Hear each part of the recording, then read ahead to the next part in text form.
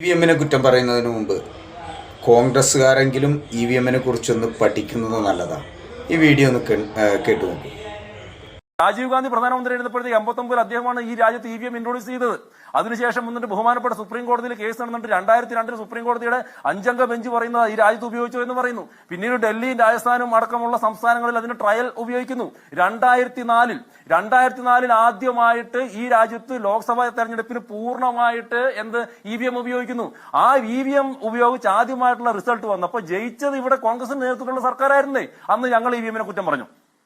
രാജീവ് ഗാന്ധി കൊണ്ടുവന്ന സംവിധാനം ഈ രാജ്യത്തിന്റെ പരമോന്നത നീതിന്യായ കോടതി അംഗീകരിച്ച ഒരു മെഷീൻ സംവിധാനം. അതിനുശേഷം 2004 കോൺഗ്രസ് തന്നെ ജയിച്ചിട്ടുള്ള EVM, 2009 ഇലക്ഷന് ഇവർ ജയിച്ചിട്ട് ഭരണത്തിലേറിയിട്ടുള്ള ഒരു EVM, 2014 നരേന്ദ്രമോദി സർക്കാർ വന്നപ്പോൾ BJP സർക്കാർ വന്നപ്പോൾ ഇവർക്ക് കൊള്ളാത്തതായി.